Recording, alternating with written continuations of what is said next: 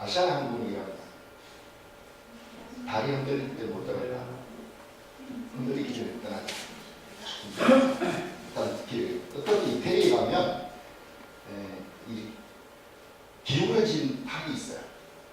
세계문화유산입니다. 피사의 사탑을 보고 뭐 4개 나라 5개 나라에 대한 평가가 있습니다.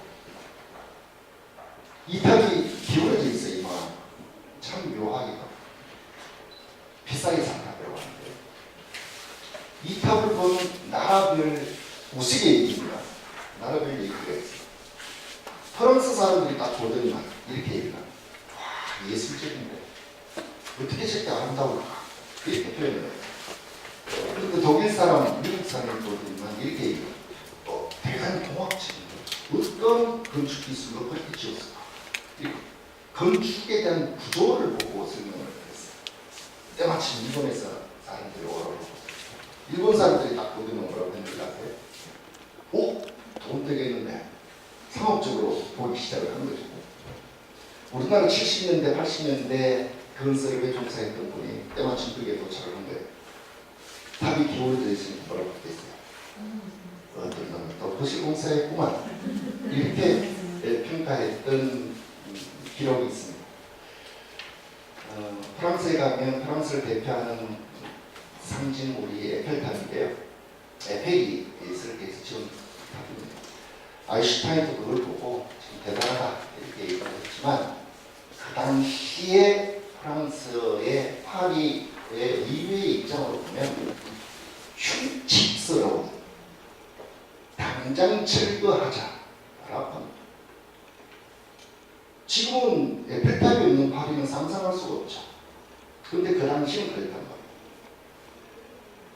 우리 대장님도 똑같습니다. 오늘 주제가 힐링인데요. 일단 힐링도 알미 있어야 힐링이 가능합니다.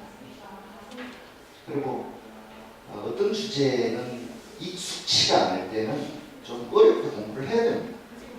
이 세상에 쉬운 것은 아무것도 없습니다. 그런데 우리가 일반적인 얘기들이 쉬운 것만 찾고 있죠. 그런 쉬움에 대한 부분은 자칫 자기 방어적인 입장입니다. 선생님이 질문했을 때 학생은 이렇게 답합니다. 어렵습니다. 어렵다는 말은 나를 쉽게 이해시키는 방어적인 태도를 치고 있습니다. 잘 모른다는 거예요. 모르기 때문에 어려운 거예요. 이제 그런 방어적인 입장들이 강하기 때문에 사실은 힐링도 실제로 알미 조금 채워지면서 같이 만들어 가야 됩니다. 그런 측면에서 오늘 좀 공부를 해야 되는 게 있습니다. 그래서 대장님은 시간적으로 1100년 전의 얘기이기 때문에 자칫하면 이 시간에 대한 얘기들을 꼬이게 되면 결정적입니다. 근데 어떻다? 쉽게 생각해서 고려 대장경은 고려시대에 만들어진 대장경이다. 조선시대에 만들어진 조선 대장경이 되는 거예요. 조선시대에 만들었기 때문에 조선 대장경. 그 얘기는 왜 만들었을까 시대가 그렇습니다. 아까 제가 피사의 사탑을 얘기했고 에펠탑을 얘기했습니다. 이러한 문화 풍습에서 76년도에 우리나라에 아주 베스트셀러 책이 하나 출간이 됩니다. 법정선의 무소유라는 책입니다. 이 책에 보면 어떤 할머니가 행사 장경거에 가서 대장경을 보고 배워보더니만 이거 빨리빨리 많이 사나 이렇게 얘기해요. 그렇게 지금의 우리 생각들과 거의 비슷하게 교차하고 있어요. 이렇게 어떻게 보면 빨래판 같이 보이고 어떻게 보면 나무 판때기처럼 보이고 어떻게 보면 심오한 불교의 얘기가 담겨있다라고 보는 것이죠. 자, 여기서 정리하는 개념이 하나가 있습니다. 불교입니다. 우리가 불교라고 하죠. 우리가 기독교라는 단어는 그리스도교를 한자로 쓰면 바로 기독교거든요. 단순하죠. 불교는 그렇습니다. 불교는 본래 존재하지 않습니다. 숲이 존재하지 않는 것도 똑같습니다. 과일이 존재하지 않는 것도 똑같습니다. 그건 상징적인 개념일 뿐입니다. 사과, 배, 수박을 이런 것들을 모아서 과일이라고 하는 겁니다. 낮게 모여서 전체를 이룰 때를 표현하는 것이죠. 숲도 그렇습니다. 참나무, 소나무, 떡갈나무 이런 것들이 모여있는 나무의 군락을 숲이라고 하는 겁니다. 불교도 그와 같습니다. 화엄경, 법화경, 열반경, 밀업경 다 포함해서 이걸 전체를 묶었을 때를 또 불교라고 합니다. 그걸 또 다른 말로는 2700년 전에 고타마 시타르타가 6년간의 보행 끝에 이룬 깨달음의 세계의 진리의 내용을 불교라고 하는 겁니다. 불교의 사상. 그래서 이걸 줄이다 보니까 불교라고 다른 가상의 숲을 하나 만들어 둔 겁니다. 그런 불교에 대한 얘기들을 담고 있는 것이죠. 그래서 해인사에 있는 팔만대장을 두고 할머니는 그렇게 모았던 것입니다. 그 할머니 눈에는 빨래판 이상 이하도 보이지 않았던 것이죠. 그렇기 때문에 법정 스님은 빨래판 같다를 좀 의아하게 생각하면서, 요즘 말로 하면 역설적으로 생각하면서 자기 책에까지 기록했던 겁니다. 그런데 문제는 그런 할머니의 생각과 이런 것들을 우리는 다시금 되새겨봐야 될 이유가 생겼거든요. 할머니들은 빨래판이라고 보는데 이걸 어떻게 볼 것인가? 단순히 성스러운 물건이다라고만 볼 것인지. 불교를 믿을 때 두 가지 기준이 있습니다. 정말 그랬을까? 의문을 가진 하는 방법이 아니다. 그분은 성인이기 때문에 그랬을 것이다. 믿는 방법이 하나가 있습니다. 이 두 가지가 불교를 종교적 신앙을 하는 형태의 기준점이 되는 거죠. 이건 불교뿐만 아니라 다른 종교도 똑같습니다. 예수님 정말 그랬을까? 나는 아닌 것 같은데. 그게 믿음하고는 상관없습니다. 그래서 그렇게 궁금증으로부터 출발하는 경우가 있고, 무조건 그분은 성인이기 때문에 믿는 방법으로 출발하는 방법이 있는 것이죠. 그와 동일합니다. 빨래판이라고 얘기를 하니까 법정스님이 깜짝 놀라서 그때부터 법정스님이 서울로 올라옵니다. 서울로 올라와서 바로 역경사업에 당신이 몸을 던집니다. 그래서 한자로 된 경전을 한글로 번역하는 데 있어서 당신이 직접 사무국장 맡아가지고 일을 해요. 그 당시 우리나라 최고의 한글 학자였던 최연배 선생부터 시작해서 이승영 선생까지 이런 분들이 번역을 하고, 이분이 그 자료를 모아서 책으로 읽어냅니다. 그게 지금 현재 동국대학교에 남아있는 한글 대장경이죠. 그렇게 법정스님이 걱정했던 바가 지금부터 40년 지나도 제자리 걸음. 그 얘기를 하려고 오늘 이 시대의 대장경이 필요한가에 대한 얘기입니다. 자, 그러면 본래 대장경의 껍데기로 한번 가보겠습니다. 껍데기를 한번 보면 96년도에 유네스코에 세계문화유산 등재를 할 때 도대체 경판 수가 몇 개냐?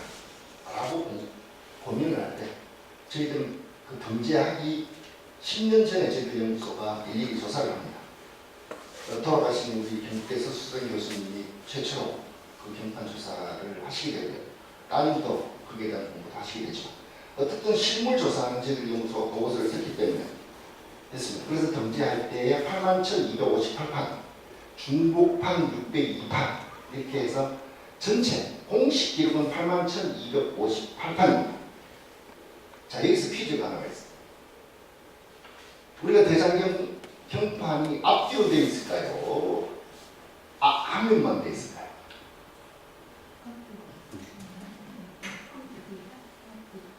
지금 두 면. 왜 그러냐면요. 자, 상상력을 발휘합니다.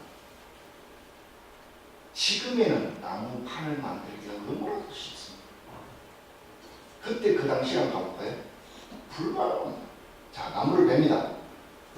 산에 있는 나무를 베요. 나무 베기도 힘들어요. 그 톱 둘이서 장정이 붙어가지고요. 그 전체 폭이 60cm 정도 되기 때문에 거기에 곱절 정도의 틈이 있어요. 깎아내야 되겠다. 이 나무 베는 게 만만치가 않습니다. 그래서 나무는 대부분 이맘때쯤에서 추울 때 벌목을 합니다. 특히 상수리 나무 같은 경우는 겨울에 벌목을 합니다. 껍질이 벗기지 않도록. 그래서 이때쯤 벌목을 하는 거예요. 나무 베기가 너무너무 힘들어요. 일명 벌목공이죠. 벌목공들이 너무너무 힘들어요. 좋아요. 용케 뱄습니다. 그런데 그 벤 나무를 지금의 캠판의 모양으로 깎는다고 생각해보세요. 지금의 드릴로 톱으로 전기톱으로 금방 하지만 옛날에 불가하고 있어요. 세금은 차게 문제 얼마나 힘들겠습니까? 신발이라도 좋으면 옷이라도 든든하면 먹거리라도 풍족하면 이 문제는 다 해결되지만 그것도 힘들어요. 그래서 그걸 만드는 입장에서 보면 이 판이 너무 아까운 거예요. 그래서 본래 깃판은 앞면만 하게 돼 있어요. 그런데 너무너무 아까우니까 양면으로 합니다. 그런데 캠판이 양면이 있을까요? 없을까요? 다 하는데 캠판이 한 장짜리가 있어요. 특히 바다시님 같은 한 장이 있는데 그걸 그 뒷면에 다시 넣습니다. 왜? 나무판을 만들기 힘들기 때문에. 그 나무판을 만들기가 얼마나 힘들었느냐면 하다가 중간에 오탈자가 생기거나 다 교정, 교열, 편집이 다 됐는데 추가 부분이 생겨요. 그럼 글자를 중간에 요즘 말로 하면 짜깁기예요. 목판을 2.5 오래 내고 그게 다시 밀어 넣습니다. 두께 3cm 정도 돼요. 2.8에서 3cm 정도. 이 판을 지금의 같은 쉬운 방법입니다. 옛날에 어려웠어요. 그 틈을 오래 내는 게 일이죠. 그렇게 해서 캠판이 만들어집니다. 그래서 이걸 만들었어요. 왜 만들었을까? 구베테미의 성서를 만들었는데 그것보다도 거의 200년이 앞섭니다. 자, 그 내용적으로는 그렇습니다. 그래서 빨래판으로 보였던 그 심오한 얘기를 국정선이 듣고 난 다음에 한글 대장으로 만들고 한글 대장님으로 만들고 난 다음에 세월이 어느덧 또 20년 정도 걸리게 돼요. 그래서 20년 후에 현대 사회에 획기적인 변화가 옵니다. 요즘 휴대폰이 금방 쓰죠. 지금부터 20년 전에 돌려볼까요? 불가능합니다. 이걸 미리 예측한 거죠. 예측하지 않았습니다. 그냥 해보고 싶어서 했다는 게 그분의 말씀입니다. 그분의 행사에 있는 종림선이 제가 거기에 보면 현대판 의천이라고 하는데 꿈이었습니다. 행사 도서관장 하시던 분이 어느 날 갑자기 서울 종로에 있는 컴퓨터 학원에 다니면서 이걸 어떻게 정상을 해보겠다라고 시작했던 일이었죠. 대장경의 어떤 모습은 이와 같이 다양한 구성을 갖고 있고 누가 보더라도 그렇게 아름아름 보게 됩니다. 실질적으로 그 사진에 실려있는 내용은 해인사에 있는 팔만 대장경의 모습입니다. 그래서 해인사에 있는 팔만 대장경의 모습은 두 가지죠. 우리가 늘상 가면 보는 지금 사진으로 보고 있는 그야말로 팔만 대장경.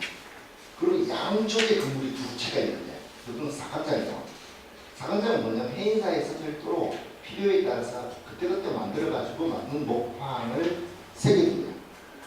이런 기록이 대장경에는 없습니다. 부처님 말씀이 들어가 있죠. 그 사관장 중에 대각국사 의천스님의 문집이 목판으로 만들어져 있다.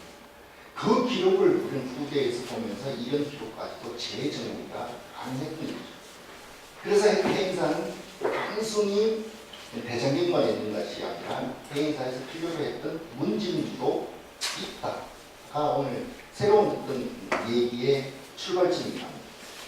실제로 대장경을 만들 때의 모습과 현재의 모습이 교차되는 지점입니다. 우리가 곧잘 티베트인들을 보면 볼 수 있습니다. 그분들 아직까지도 그 인쇄된 그 폐역경의 일종인데 이 종이를 있을 때가 보면 그 당시는 아직까지 거기서는 하고 있는 것이 이미 저희들은 전산화돼서 인터넷에서 다 볼 수 있는 내용인 것 같고 이렇게 세월의 시간 차는 존재하는 겁니다. 제가 금방 대장경을 만들 때 그 고충들을 어떻게 알아볼 수 있을까 이 얘기를 하기 전에 오신 분들도 있기 때문에 먼저 좀 앞에 부분을 정리하면 이렇습니다. 오늘 주제가 힐링 아카데미인데요. 힐링하는 방법에 있어서의 준비 과정, 몸 푸는 동작이 뭐가 필요하냐면 내가 평소에 좀 가을 감각을 많이 느끼는 분들 같은 경우는 좀 이로운 거고요. 또 바쁘게 사시다 보면 이래저래 계절감도 못 느끼고 자식들 속색이는 거 생각하다 보면 또 현실에 빠져서 모르게 되고 이런 부분들을 오늘 좀 털어내는 측면에서 새로운 알미 하나 있었으면 좋겠다. 그 얘기가 이 얘기입니다. 지난주 월요일 날 우리나라 문화를 정책을 담당하는 문화체육관광부가 공식 발표를 합니다. 브라질에 가면 삼바 축제가 있고 독일에 가면 맥주 축제가 있어요. 그와 같은 세계적인 축제를 우리도 만들자. 그렇게 해서 앞으로 준비를 해서 문화체육관광부에서 축제를 표본화된 축제를 만들겠다라고 보고를 했습니다. 그래서 축제에 대한 어떤 상징물로서 무엇을 쓸 수 있는가를 저한테 이제 자문이 온 거죠. 그래서 이런 저는 이 주제하고 전혀 상관없는 아리랑이라고 했어요. 대장경을 뽑으니까 고리에 북한이 되고 또 불교에는 북한이 되고 그렇게 해서 아리랑이라고 했어요. 자, 이 세계 축제를 한번 뜯어보면 삼바 축제는 춤입니다. 춤이 이 키워드죠. 독일의 맥주 축제는 맥주 술입니다. 그러면 이런 축제의 경향으로 봤을 때 하나의 딱 잡히는 핵심 중심을 보려고 하면 우리는 노래가 아닐까라고 보고 아리랑은 북한이 먼저 지금 계속 세계 교문화유산으로 단체를 수진하고 있습니다. 한국이 우리가 한 발 뒤진 그런 시점입니다. 그래도 남북을 아우르고 우리의 한을 아우를 수 있는 노래, 축제의 키워드가 될 수 있는 것은 아리랑이다 라고 저는 제안을 했습니다만 어떨지는 모르겠습니다. 다만 어떻든 K-팝이라든지 이런 것들이 유행하기 때문에 충분히 세계적인 축제는 가능하다고 보여주고요. 이 아리랑 축제가 서울에 가면 성북구가 있는데 성북구청에 매년 아리랑 축제를 하는데 이게 올해로서 10회, 한 12회 정도 됐어요. 성북구의 아리랑 축제는 두 가지 정석이 있습니다.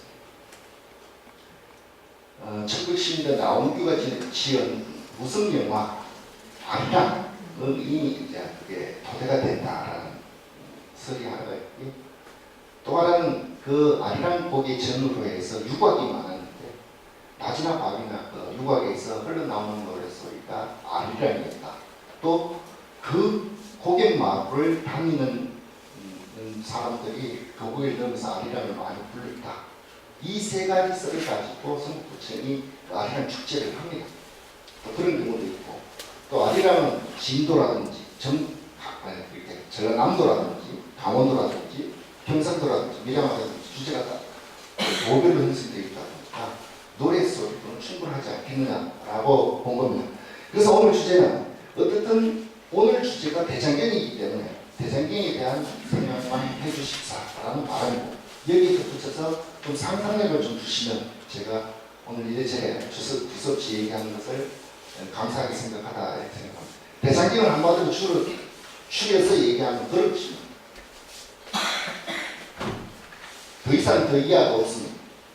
근데 우리가 곧잘 생각을 잘못하는 게 대장경은 마치 부처님 말씀이 모든 것이 묻어 있는 것이라고 이렇게 얘기를 하는데 그렇지는 않습니다. 대장경은 그야말로 우리 밥그릇입니다. 책꽂이라고 할 수 있는 것입니다. 그런 대장경을 우리는 그동안 마치 신주단지처럼 모시고 살았습니다. 제 비밀을 하나 공개를 하면요. 제가 90년 4월 8일 행사로 머리를 깎아요. 깎았다가 재미없다고 다시 나와요. 그래서 행사에서 제가 값없이 그 경전의 수다를 다 지금도 우리가 하면 볼 수 없습니다. 새가 날 수 없다? 사람들이 시끄럽게 하니까 새들이 안 오죠. 거미줄 칠 수 없다? 행자들 일주일마다 청소를 하는 거미줄이 없는 것이죠. 그렇다는 거죠. 이렇게 신화와 전설은 다 그렇게 만들어지는 겁니다. 그런데 숯을 깔아서 다만 개미들이 없다는 것, 그런 좀 비방책들은 있죠. 그런 것들은 신화와 전설을 좀 볼 필요가 있고요.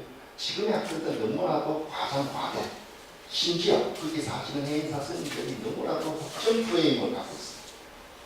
전 세계 유일무이하니까 이분들만 자기 거라고 내세웁니다. 왜 그러냐면 시간을 넘어가겠습니다. 983년도에 중국 송나라, 남송도 있고 북송도 있습니다. 북송에서 대거 칠판대장경, 왕명에서 대장경을 만들게 됩니다. 이 대장경이 랭킹 1위입니다. 그리고 그로부터 30년이 지나서 한국에서, 한국이 아니죠, 고려에서 초도 대장경, 처음 세겠다. 처음 세겠다의 의미고, 해의사는 본래 이름이 제조대장경이에요. 다시 세겠다의 의미입니다. 그래서 그 두 가지 의미는 그런 힌트로 되어 있기 때문에 대장경은 그렇게 우리가 보물로 여길 필요는 없다. 다만 그 대장경 속에 있는 수많은 경전들이 무엇을 설명하고 있는가에 대한 깊은 뜻을 내가 체득하고 그걸 내 것으로 만들면 그게 보물이지. 실제로 그 자체는 보물이 아닐 수가 있습니다. 불교에서 가장 강조하는 재해무상, 상주괴공. 가을 반드시 느끼잖아요. 참 무상하구나. 낙엽이 떨어지는 거 보니까 미국의 소설가 오헨리의 마지막 잎새는 생각나지만 대장경 속에 있는 얘기는 기억나지 않는 거죠. 그만큼 우리에게 현실로 와닿아있는 것하고 실제로 현상에서 만들어진다면 이렇게 차이가 있습니다. 그래서 대장경을 주제로 설명할 때마다 이 얘기를 제가 드리는 이유는 대장경이 그렇게 너무 우리 언론에서 얘기하는 것처럼 싱그럽지 않다. 왜?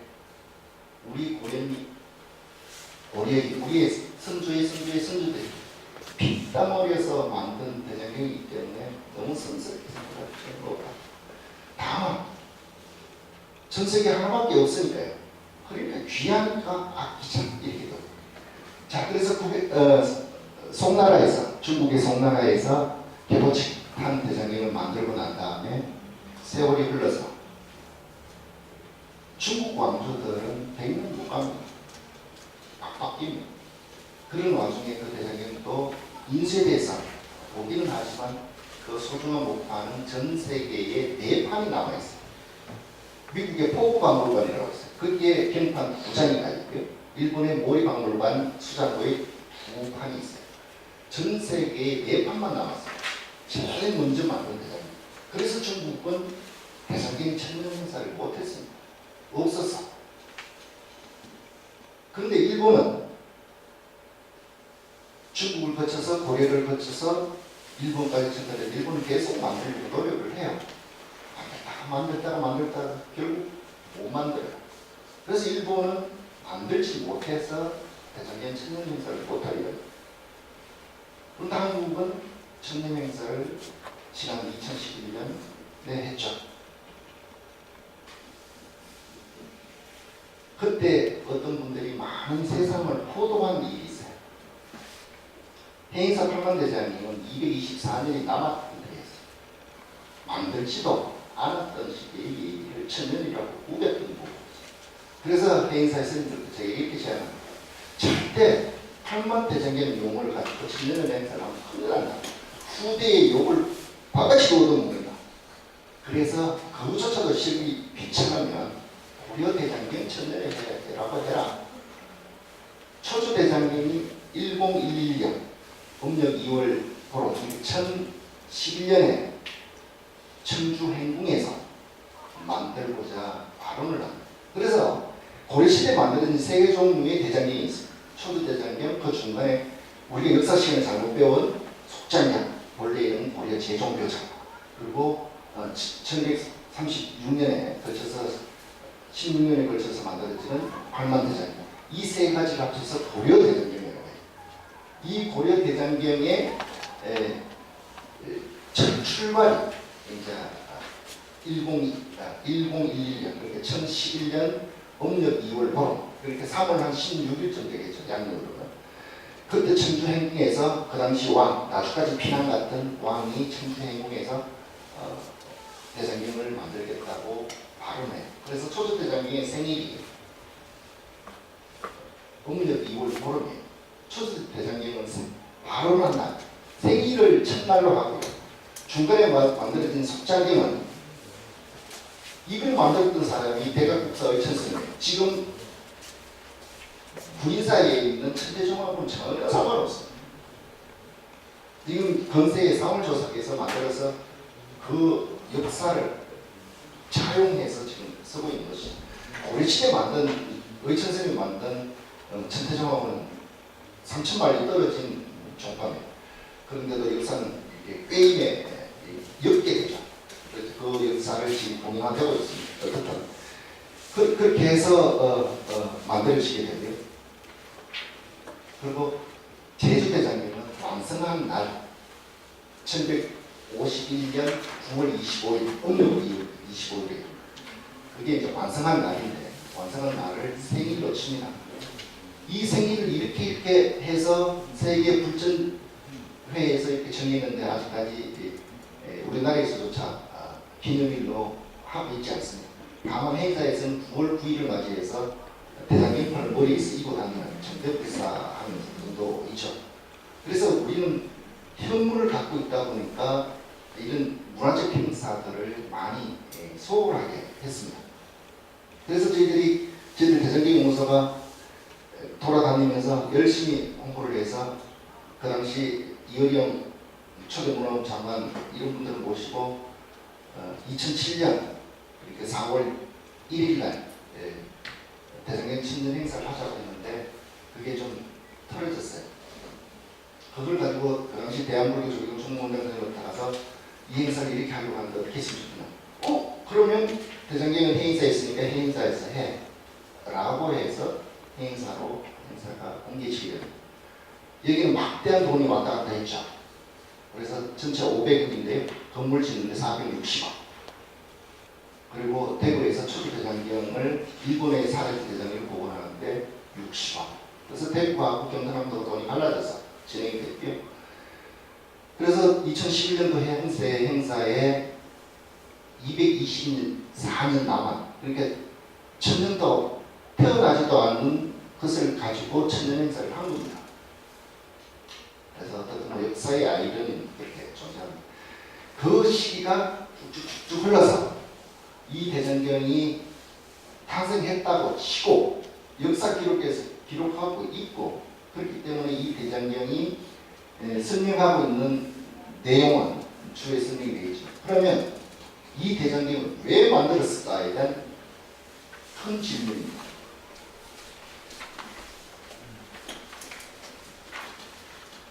그런 전쟁으로 박살이 났어요. 초토화가 됐습니다. 몽고 전쟁으로 풀뿌리 하나 남지 않을 정도로 초토화가 됐습니다. 경주 황룡사에 있는 닭까지 모두 사라지고, 팔공산 부인사에 있는 초조대장경도 사라지고. 자, 이건 공식적인 역사 기록입니다.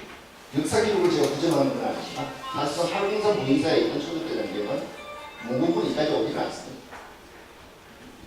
여기에 있던 노예, 힘들었던 사람이 성질나서 부자돼요.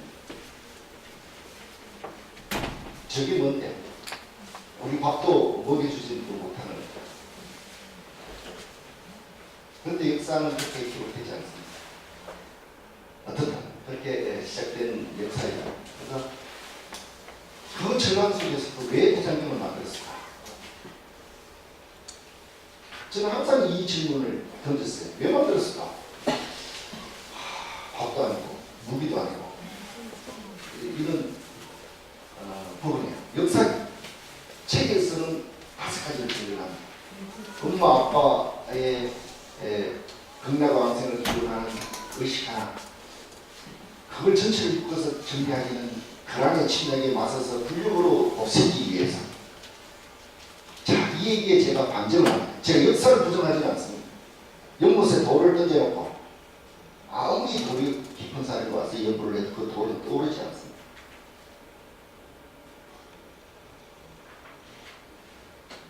그거 동의합니다.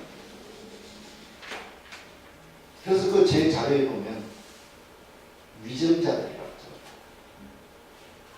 이분들이 역사를 이렇게 막 기록을 합니다. 기록할 때는 명분이 필요합니다. 안타깝죠. 그래서 저는 다르게 해석을 합니다.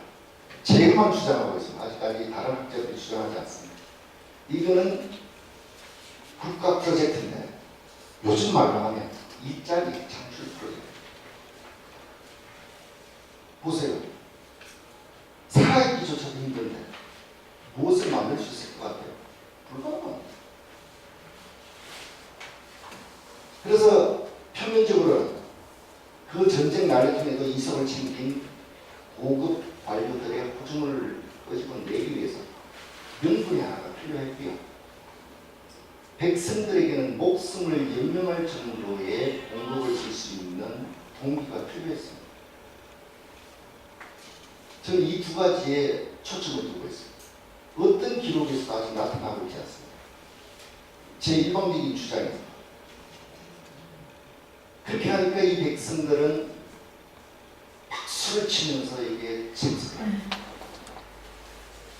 제가 여기에 기록은 안 해놨죠. 공식으로 기록하면 대장경이 막 기획 단계에서부터 시작해서 현재 목판에 딱 생산될 때까지 한 200종의 직업이 참여하게 알게 모르게. 심지어 그 일꾼들의 밥을 먹여야 되겠죠. 한밥집이 있어요. 또 한밥집에 밥을 하려면 식량을 누가 가져와야죠. 채소를 가져와야죠. 간장을 가져와야죠. 된장을 가져와야죠. 그것도 다 필요하고요. 운반하는 사람도 있고요. 제가 더 구체적인 거 필산이 고관생부터 얘기를 하지 않습니다. 그렇게 보면 직종이 한 200여 종의 직종이 이렇게 참여합니다. 이걸 해놓고 보니까 중앙이만 직권이 됐어요. 개경이만 집중이 되니까 개경 백성들은 그나마 좀 낫게 됩니다. 다른 데 불만이 터집니다. 왜 우리는 못하게? 그렇게 해서 빨리 파워를 돌립니다. 안동에 가면 최근에 복원된 광흥사라는 절이 있습니다. 조선시대까지만 해도 이 사찰은 대규모 출판사였습니다. 여기서 책이 다 만들어져요. 또 진주에 가면 진주목에서 책을 다 만들어요. 그리고 함안에 가면 목에서도 다 만들어요. 전주에서도 다 만들어요. 그렇게 해서 전체적으로 이 할당량을 중앙재정을 지방정부로 내려서 했을 가능성이 100% 맞습니다. 그렇게 되니까 해안가의 사람들이 불만이 생긴 거죠. 그래서 마지막으로 한 것이 해상이문이다 라고 추론을 합니다. 그래서 해상 운송을 얼마나 했을까라고 제가 그 강화도에서부터 시작해서 김해, 그래서 김해에서 낙동강으로 해서 개경포까지 답사를 2달에 걸쳐서 합니다. 이게 가능할까? 낙동강은 강은 그렇습니다. 물은 높은데서 낙동강으로 흐를 뿐이에요. 강이 그렇습니다. 바다야 그렇게 이런다 하더라도 낙동강이 제일 남은 코스였어요. 과연 그렇게 올라올 수 있을까? 만만치 않은 것은 동력 발전기로도 만만치 않고요. 지금 호가 설치돼서 더 불가능하고요. 가로수기 때는 불가능합니다. 여기 한강만 해도 남한강, 특히 저 충주 지역의 남한강 유역 같은 끌부, 배를 끌어주는 끌부들이 없으면 불가능합니다. 그리고 준설 작업을 해야 돼요. 이런 형태로 보면 이거는 대규모 토목공사까지도 아우르는 황폐한 나라의 교란과 몽구의 전쟁을 위해서 박살난 고려의 국가 재건 프로젝트다. 저는 이렇게 주장하고 외치고 나면 너무 신비롭게 붙이지만 그렇지 않아. 그렇게 해서 대장경을 만든 이유가 거기 있어요. 이것밖에 할 수가 없었어요. 사람을 찾아주고 먹이 살기 위해서 남자들만 쓴다는 구역장에는 남자들이 출전을 하고요. 안하게 필요한 것은 안하들이 그 노임을 받고 참여하게 돼요. 또 한 이면에는 그와 다르게 부처님 말씀을 전하고자 열망이 있는 스님들도 계시겠죠. 그분들은 전문가 영역으로 아예 빠져 있었습니다. 그 전문가 영역을 지금까지 도드라지게 역사에 기록이 되고 했지만 이 묵백성들의 고열들은 기록하지 않았습니다. 그래서 저는 다시 한 번 더 대장경을 만들어진 이유는 그거다. 그래서 기존의 학설에 대한 주장보다도 이런 이면적인 측면들을 먼저, 그래서 고려의 그 당시의 속살들을 봤을 때 대장경을 만들었던 이유를 설명할 수 있을 것이다. 그래서 제가 수많은 문집들을 찾기 시작합니다. 공식 기록도 나와 있고요. 옮기게 되는 이유 중에 몇 가지 증거들이 있습니다. 특히 정사 기록보다도 목은 이색 선생의 문집이라든지 이런 쪽에 간혹 또 조선 후기에 이 성산 사람이 한양에 무관 시험 보러 가던 그때의 일기들 이런 것들을 종합해서 그걸 추론하고 가능성을 추측해보는 거죠. 그래서 대장경은 그런 의미로 만들어졌다고 하는 것이 이 시대의 대장경이 필요한 거의 첫 번째 이유입니다. 국가 입장에서 보면 얼마나 명분이 좋아요. 전쟁으로 성체 입은 백성들을 국가에서 위문해준다, 보살해준다, 이만한 가치가 있어요. 그래서 흔히 이런 얘기를 하잖아요. 말만큼 효험이 있는 약은 없다고. 말이 그렇게 효험이 있대요. 그래서 나온 속담 중에 하나가 있잖아요. 효가 효자다. 뭐 이런 얘기도 있고요. 그래서 어떻든 국가 입장에서, 특히 조선 고려 왕조의 입장에서 보면 그만한 프로젝트는 없습니다. 그래서 입안을 했고요.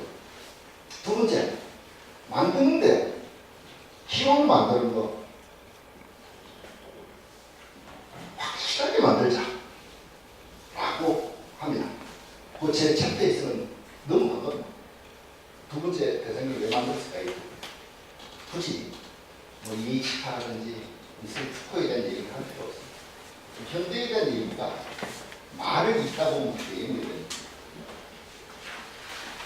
이런 고충 속에서 대장경이 만들어지다 보니까 우리 민족의 우수성을 엿볼 수가 있는 경우입니다. 그래서 중앙일보 유명한 원설위원이 고려인들의 DNA다. 그 얘기는 뭐냐면 우리의 DNA가 다르다는 거죠. 그 우리의 DNA의 첫 번째 장점 중에 하나는 물상입니다. 이쪽 거를 저쪽으로 옮기고 저쪽 거를 이쪽으로 옮기고 이런 걸 잘하는 게 우리 백성들의 하나의 우리 민족의 특징 중에 하나이고요. 또 하나는 우리는 응용력, 모방에 의한 모방이지만 그걸 창의적으로 재구성해내는 정석이 아마 일일 겁니다. 법칙을 보세요. 눈치 빠른 친구들이 의학 습득 능력이 뚝 떨어집니다. 왜 그러냐면 눈치로 다 알아맞혀버려요. 그래서 의학은 눈치가 없는 사람들이 잘 안 보고 사실. 그래서 제 아는 사람은 몽골하고 20년 동안 사업을 하는데 몽골 말 한마디도 못해요. 근데 그분은 사업을 다 해요. 거의 60% 이상을 맞춰버려요. 그리고 요즘 이제 앱이 나와서 말하는 걸 바로 적용하면 전문 용어는 번역이 되고 하니까 그 조합이 가능하더라고요. 그만큼 우리의 DNA가 우수하다는 것이 이 대장경으로부터 증명이 됩니다. 자, 우리 역사에서 보시고 보면 아리랑을 축제에는 동원할 수 있지만 전 세계에 어디에 내세울 수 있는 문화가 그렇게 많지 않습니다. 사실상 고려를 대표하는 것은 대장경입니다. 고려 대장경. 중국도 왕조가 들었을 때마다 대장경을 만듭니다. 그 당시 동아시아의 선진국의 표상이 대장경을 만들어야 기술력을 보장받습니다. 자, 한번 볼까요? 최근의 종이를 만들었다고 하는데 중국에서조차 부려지는 최고로 꼽았습니다. 선물로도 도용이 됐습니다. 소동파의 시까지도 다 나옵니다. 당시에서도 다 나옵니다. 그 종이의 우수성을 표현되고요. 좋아요. 그러면 거기에 따른 인쇄식이에요. 인쇄를 한다면 인쇄하는 판도 중요하지만 거기에 들어가는 먹이에요. 중국에서 먹을 수입을 해요. 자, 중국하고 일본하고 한국하고의 차이점 중에 하나가 종이를 만드는 데는 우리는 황초표라는 딱 풀을 씁니다. 식물풀이에요. 전 세계 누구도 개발하지 못해요. 여기에다가 그 풀을 먹여놓고 우리나라만 갖고 있는 특징, 도침, 두들기 팹니다. 종이를 두들기 패요.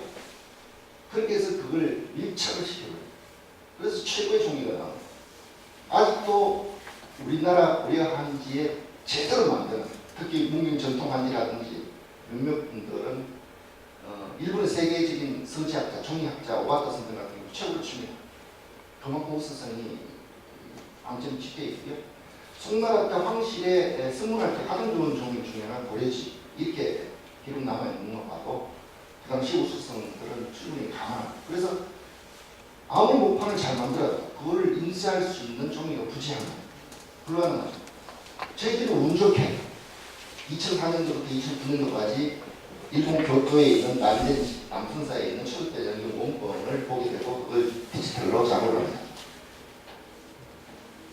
적어도 13세기, 그러니까 1200년대 말에서 14세기 초까지 가는 그 종이의 상태가 왕실에서 했던 종이에요. 얼마나 깨끗한지 감탄할 지경이고요. 몰래 침을 먹여서 먹을 해서 먹이 묻어내죠. 그런데 우리 국내에서 발견되는 부분들은 종이가 하품이라서 그렇게 하면 찢어져 버려요. 공교롭게도 우리 대장경은 인지매란이나 매란을 통해서 소실된 게 아니에요. 우리가 다 줍니다. 특히 조선 같은 경우는 조선왕조실록의 150여 배 같은 경우는 심지어 세종대왕 같은 경우는 추락 일본에서 계속 달라고 합니다. 그래서 인지매란 나기 전에 이미 일본을 다 건너갔습니다. 그래서 해방, 일제강점기에 해인사를 특별히 손대지 않습니다. 그 당시 13세기에 이 동아시아 지역, 중국, 지금 그런 중국의 북성이죠. 요 나라에서 그 당시 고려, 왜? 일본이 아닌 왜? 이 동아시아 전체의 대장경의 유통은 지금으로 보면 상상할 수가 없습니다. 스라블 경주에 있는 분이 2달 만에 책을 받아도 속도 말해 주문을 합니다. 낙양에서 책이 출판된 것이 원효 스님은 당장 유학을 안 갔지만 신라 금성에서 보게 됩니다. 6개월 정도 걸리죠. 이 정도로 문물 교환이 빈번했던 시기였어요. 그렇다 보니까 고려라는 나라가 출범을 했음에도 불구하고 선진국 대열에 들어가지 못합니다. 이게 왕조가 첫 번째 하게 된 배경도 작용을 합니다. 그래서 저는 고려대장경의 의의를 그렇게 붙여봅니다. 고려라는 나라를 코리아라는 나라를 붙이게 된 첫 번째 계기. 이렇게 시에서 그렇게 정리하죠. 이 개경으로 통하는 해문, 바닷길문의 전문인 벽난도에서 그런 시들이 수없이 나오는데요. 이 벽난도에서 중국, 여기는 지금의 수도 베이징이고요. 여기가 낙양. 획길이 이렇게 가는 거죠. 이렇게 해서 낙양에까지 전달된 걸로 봐도 전체적으로 동아시아에 유통됐던 대장경은 실질적으로 우리가 상상했던 것보다도 초월한다 이렇게 볼 수 있을 것 같습니다. 그러면 주제와 동일한 의미입니다. 누구라도 살기가 힘들어서 백성들의 비무 방법으로 대장경을 만들었다고 하는데 이 만들어 놓고 보니까 요즘 우리들은 궁금해졌죠. 규모가 얼마만큼 될까? 그러니까 좀 우둔하게 계산을 해봅니다. 경판을 세로로 이렇게 쌓아보면 3,200m가 돼요. 백두산보다도 높아요. 또 이걸 옆으로 길이로 재보니까 150m 정도. 그럼 이게 도대체 무게는 얼마나 될까? 280톤. 자, 이게 세 번째 주제로 넘어가는 겁니다. 이렇게 무거운 280톤을 이용이 가능했을까요? 저는 불가능하다.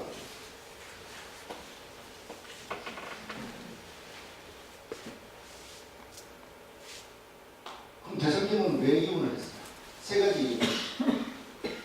해인사는 이미 목판이 많이 제재돼서 보완되는 것입니다. 두 번째는 고려를 없애고 조선을 개국한 나라에서도 보물로 여겼습니다. 제가 주장하는 건 세 번째는 고려 국가에서 만든 국가유연입니다. 직접적인 이유는 그 당시 왕자의 난에 결부되지만 제가 주장하는 건 세 번째입니다. 태조 7년 5월 10일 날 이렇게 그로부터 5월 10일 사흘 7일 날 태조 이성계가 지금의 서강 그러니까 서강대학교 앞에 있는 그 한강변에 나와서 쌀을 싣고 다니는 배가 들어왔는지 안 왔는지 검사까지 나와요. 조선왕조실록에 나와요. 검사를 하고 드디어 5월 12일 날 이사를 하게 되는데 강원도에서 배가 들어오는데 그날따라 비가 주야장창 내리게 됩니다. 그런데 그게 기록에 보면 그거는 기록을 분명하게 쓰셨는데 앞에 요즘 쥐타대죠. 스님들이 나발을 물고 침을 치고 이렇게 가고 이천군사가 그 형판을 지금의 용산에서 지금의 서울시청 프라자 호텔이 그 지천사인데요. 그 지천사는 관성미술관의 최원수 선생님이 보증을 해냈습니다. 그 지천사에 다시 옮겨지게 됩니다. 그로부터 그렇게 5월 2일 날 옮기고 난 다음에 역사가 딱 사라졌다가 왕이 바뀌고 정종 원년에 해인사에 이혼을 했다고 거기에 시연을 베푸는 기록이 튀어나옵니다. 그 시기에 이혼을 된 거죠. 5월 10일 날 왔다가 결국 양력으로 2월 보름쯤 그 다음에 2월 보름쯤 해인사에 도착하게 됩니다. 자, 그렇게 되면 2,000군사를 한 장씩 들고 왔다고 치더라도 2,000장이에요. 그런 거로 강화도에 있었던 대장의 경판수는 5,000장을 넘지 않았다고 봅니다. 그렇게 되면 진주목에 있었던 것, 상주목에 있었던 건 다 그 시점대의 해인사로 다 옮겨지게 됩니다. 자, 이런 부분들이 역사에서는 다 빠지게 됩니다. 학자들은 기록만 가지고 추론을 하다 보니까 여기에 숨어있는 인문학적 상상력을 다 배제하게 합니다. 그게 기록이기도 합니다. 기록의 나라라고 하는 조선에까지도 그런 기록들이 빠지게 됩니다. 왜? 한 예가 있습니다. 어머니가 돌아가시고 너무너무 소녀서 마마보이에 엄마가 돌아가시니까 자기는 어떻게 삶을 어떻게 살아갈 줄 몰라서 지금의 강남 봉원사에 가서 약 보름 동안 머물던 율곡 2년. 금강산도 머리를 깎고 들어가버립니다.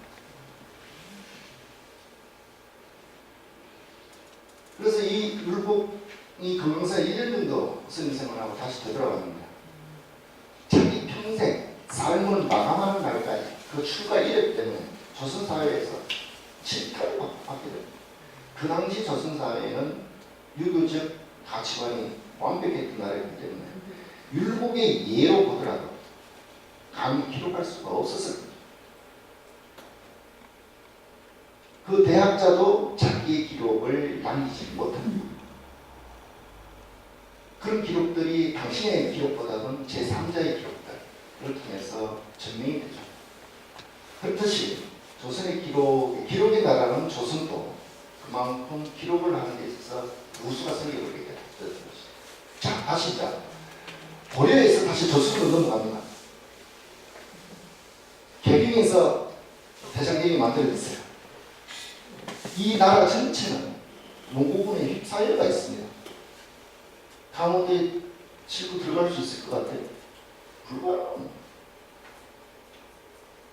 어떤 배로도 들어간다고요? 지금 잠수정을 타고 들어간다고요? 그럼 가능하죠. 그 당시는 전체가 강화도 빼놓고는 다 사이에 있기 때문에 들어갈 수 있는 상황이 아니에요. 그렇다 하면 인편에 들어갈 때마다 인경법, 인쇄한 경쟁을 가지고 들어갑니다. 그래서 해사의 팔마대적인 9월 25일 장판각 성박 장판각에서 왕이 참석한 가운데 제를 올렸다라고 돼 있어요. 고종왕. 그렇다면 거기에서 경판선에 강화도에서 만든 경판의 수만 가지고 공안을 한 거예요. 그리고 전체적인 목록집을 가지고 왕에게 1번부터 시작해서 81,258판에 대한 규모를 왕에게 보고를 하는 거죠. 그래서 완성이라는 도장을 빠방빵 찍게 돼요. 그렇게 해서 이게